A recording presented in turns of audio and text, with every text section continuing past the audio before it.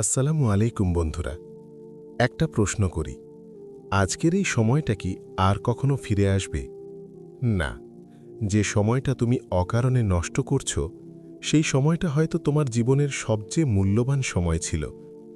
আজ তুমি mobile scroll করছো, আজ তুমি বলছো পরে করব, কিন্তু মনে রেখো, এই পরে শব্দটাই একদিন আফসোস হয়ে যাবে।